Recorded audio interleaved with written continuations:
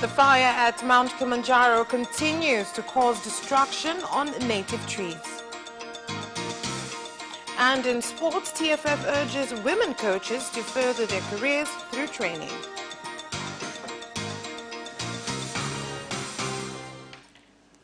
Good evening, this is Capital News at 9:30. My name is Vanessa Victor. Let's get started with the national news. Chama cha Mapinduzi CCM party presidential candidate for the United Republic of Tanzania, Dr. John Magufuli, has called on residents of Ilala district to choose CCM so that it can bring them development, and urged them not to make the mistake of choosing leaders from parties aimed at opposing development. Nilipokuwa nikiomba urais na ahadi nilizokuwa nikizitoa nilikuwa nina imani nazo. When I was contesting for the presidential seat and the promises I made, I had faith in what I was saying, that the people of Dar es Salaam, the people of Ilala, the people of Segerea, the people of Ukanga, I want to change Ilala district and the whole of Dar es Salaam. These were my objectives. After the election, there were areas you elected CCM candidates, but there are areas where there was a mix. I've allowed small business operators to operate from any area without being bothered. Our gold was taken out. They have left us with pits, and the people continue to remain poor. I've changed the system, and we sat together at the table and had a discussion.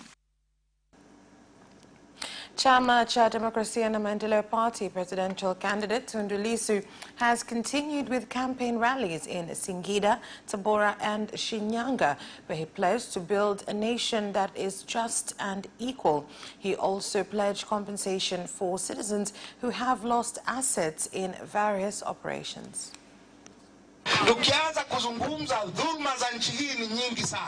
When you begin to talk about the injustices of this country, there are many. Everyone has had an injustice done upon them. The police and the army officers.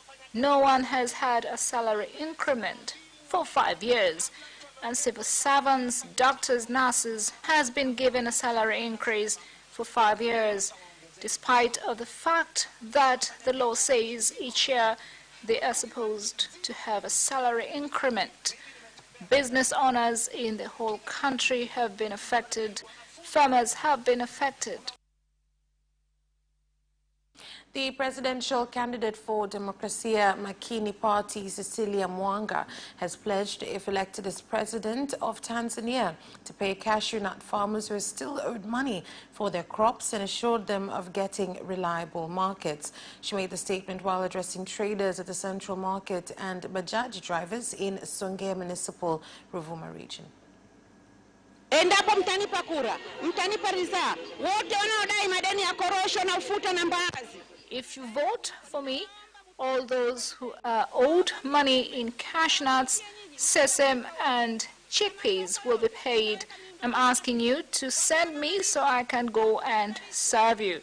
I shall put in place good infrastructure, street food vendors in the first 100 days of my leadership. I'll offer you training on food safety. We want you to bring us universities, not just one. We had a good tobacco factory employing 2,000 people, whom at the end of the month came to town. Everyone was impacted. ADC Party's presidential candidate, Queen Sendiga, said that if she is elected as president of Tanzania, she will construct a natural gas plant in Mtwara so that youth can get employment and generate incomes. She made the pledge at various campaign rallies in Tandahimba district, Mtwara region.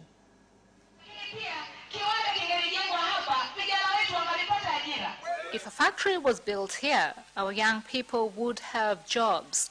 Our region will generate enough revenue and circulate it in other social activities. And women would have access to gas that they could use for cooking rather than use firewood. If I become the president of the United Republic of Tanzania, I will bring back gas factory to this place. Tanzania National Parks Authority TANAPA has said that the fire that began yesterday at Mount Kilimanjaro has burnt down a large number of native trees, but investigations into the cause of the fire have yet to bear fruit. Kwamba shirika la hifadhi la taifa Tanzania TANAPA limechukua tahadhari zote. TANAPA has taken all precautionary measures to ensure that this fire doesn't affect tourists climbing the mountain. I'd like to assure all Tanzanians and tourists that mountain climbing is going on and that it will not be affected by the fire. KINAPA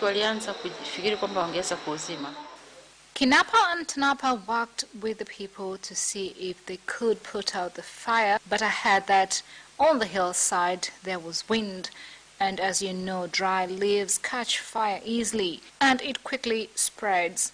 We've communicated with all relevant rescue and fire brigade units.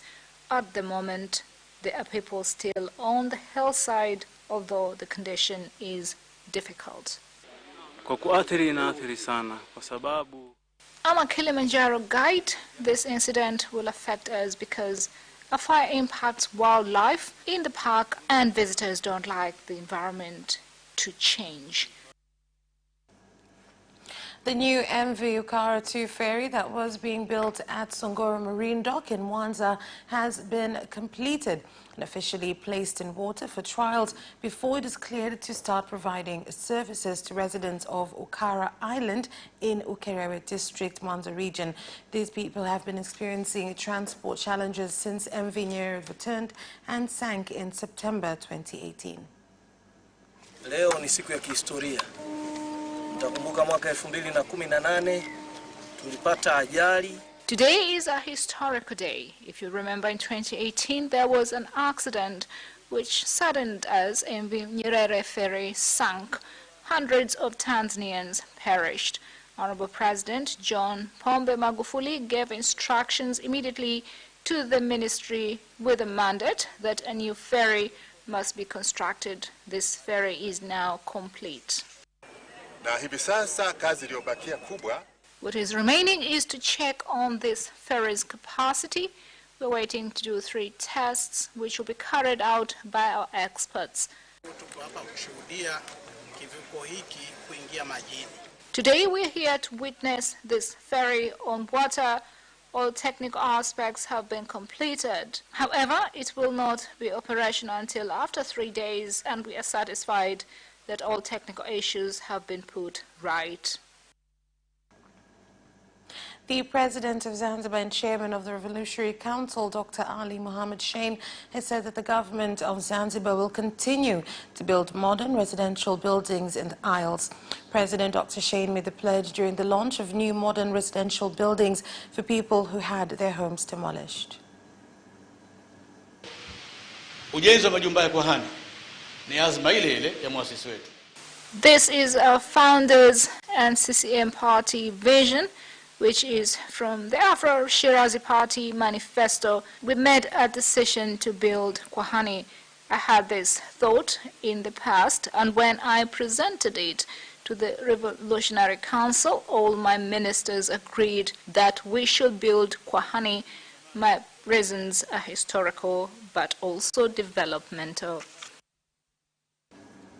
In order to ensure continued smooth bilateral operations between the United Republic of Tanzania and Nigeria, the President and Commander-in-Chief of the Federal Republic of Nigeria, Muhammadu Buhari, has promoted Mr. Nandab Wiyeb Dogoyandro to the rank of Assistant Controller of Immigration, who serves at the High Commission in Tanzania, a move intended to also improve economic ties between the two countries. Your desire is to move up until when you get the topmost that is possible in your own cadre. Even though promotion is, well, some people consider promotion is a right, because in the civil service rule, it says if you are on 7, after so many years, 2 years, you can be promoted to 8. If you are on 8, you can be promoted to this after 2 years. with the arrival of the new ambassador, frankly speaking, I was so happy and relaxed because we can discuss things with him. He can call me and say anything that he wanted me to do for him. That's all for the national news. International news is next.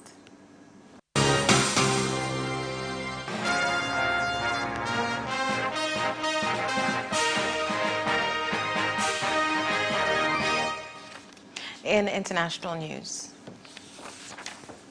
Kenya has reopened its schools after they were closed in March this year due to the coronavirus pandemic. Students from grade 4, standard 8 and form 4 were seen to report back to school today.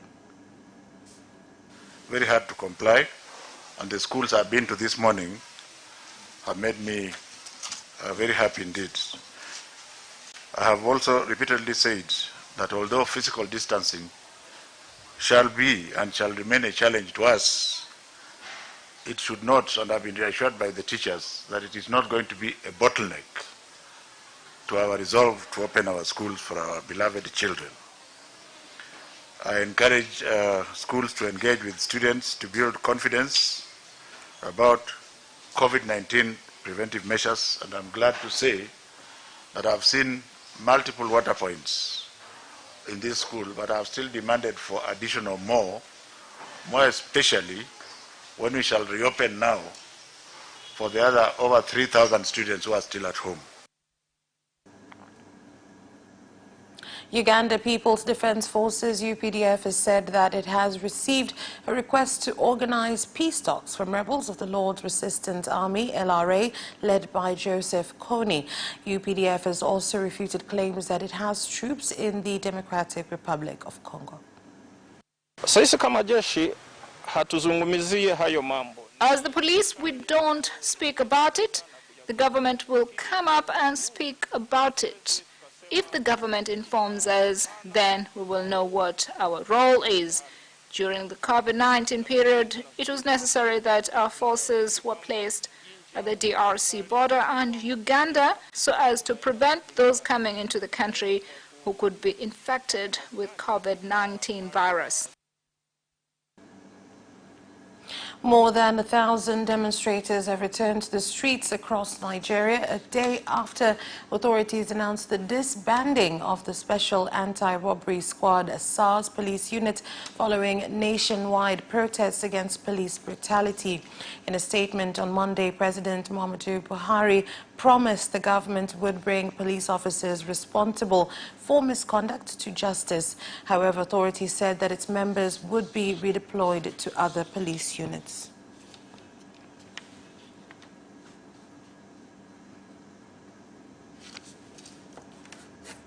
And that is all for the international news. We'll be back with business news after this short break.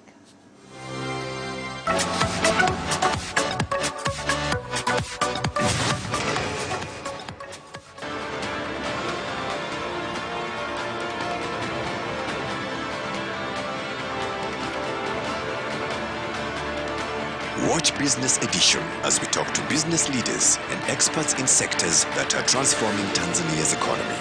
We believe that the driver is the customer. To change the mindset of traditional HR to the digitalization. Make sure that everybody can get some access to financial services. And once we understand the vision of our leaders, we then need to be behind them and help them in achieving that vision.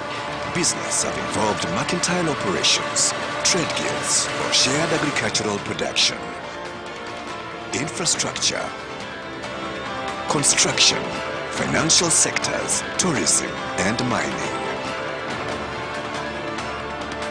Business Edition on Friday at 8:15 p.m.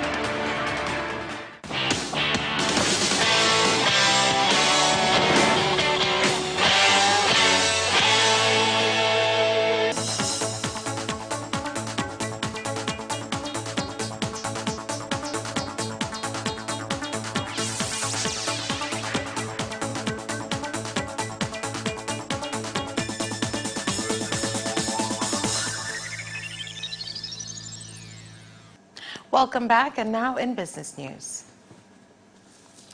Investment turnover at the Dar es Salaam Stock Exchange has gone up from 37.08 billion shillings to 39.32 billion shillings in the last 2 weeks due to increasing trading activities at the stock exchange. Kwenye upande wa ukubwa wa soko kulikuwa na ongezeko la karibu shilingi bilioni 144.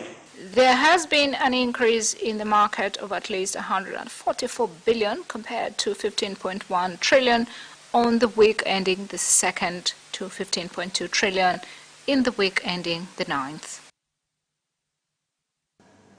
Ruangwa, Nachingwe and Iwale Cooperative Union, Runali in Lindi region, has held the first unprocessed cashew nut auction, where kilos sold at between 2,345 and 2,555 shillings. 21 companies turned up to buy the cashew nut. The highest price is 2,451 and the lowest is 2,430. On this price, we will end here with 2,854,008 kilograms. Honorable Prime Minister came with 20 billion shillings, out of which 5,181 million was to pay for the debt in 2018-19 season. Bank of Tanzania has directed community banks to cut down operation costs in order to achieve the central bank's objective of reducing interest rates on loans to single digits so as to enable businesses grow their capital. We hope for a day when our banks will charge an interest which is single digit, 9 and below, and this is where we will see the economy of an ordinary citizen. It has been nominated to be the hub for other banks in the community in southern region. This is a great honor. That's all for business news. Sports is next. Away first time, good start from Bolt. Bolt leading a moment and going away. Gay trying to go with him, and he's being dragged through to second place, but he's going to win it by 2 meters. Away first time, good start from Bolt. Bolt leading a moment and going away. Gay trying to go with him, and he's being dragged through to second place, but he's going to win it by 2 meters.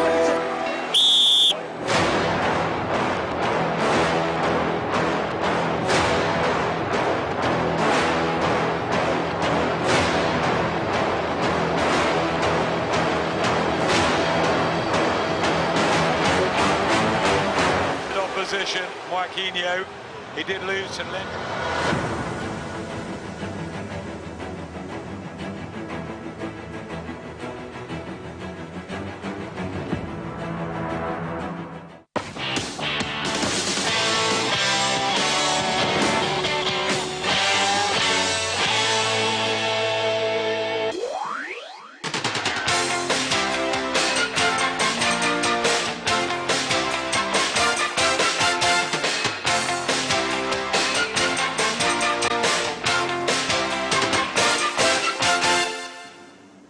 Welcome back, and now in sports.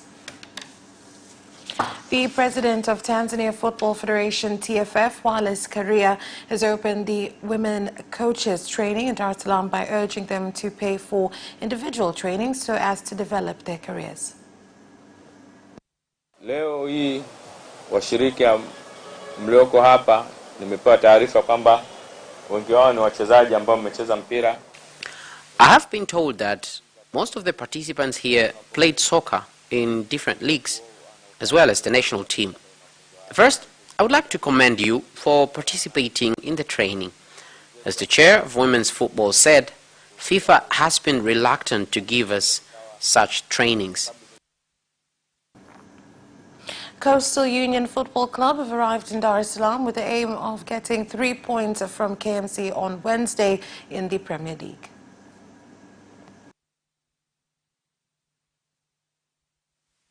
I was in the national team duties. We finished yesterday. The team arrives today, and the day after tomorrow we play KMC. Preparations is proceeding well.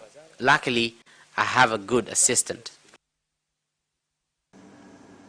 And for the first time since Kobe Bryant's fifth and final title a decade ago, the Lakers are NBA champions. Here's the report.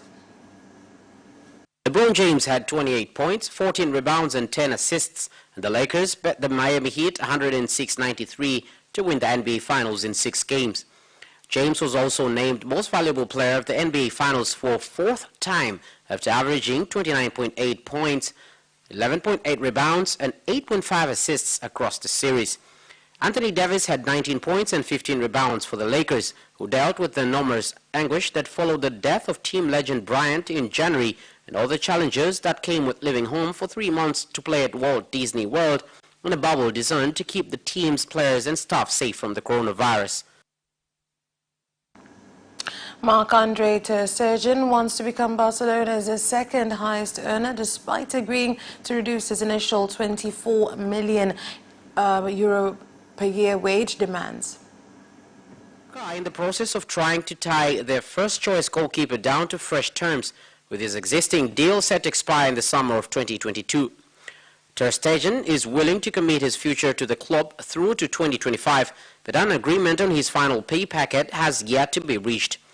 The German international has agreed to lower his wage expectations amid the financial uncertainty of the COVID-19 crisis, but is still pushing to become the highest paid keeper in world football.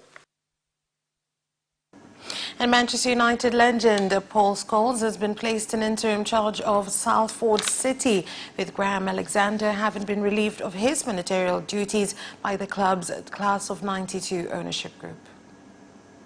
Outfit have enjoyed a meteoric rise since receiving a considerable injection of investment from some famous faces. Scholes forms part of that team alongside former United teammates Gary Neville, Ryan Giggs, Nicky Butt, Phil Neville and David Beckham.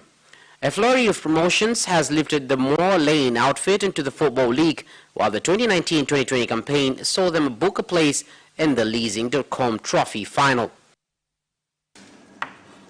And that sports item ends our news bulletin. On behalf of everyone who brought you this bulletin, my name is Vanessa Victor. Thank you for watching. Have a good night.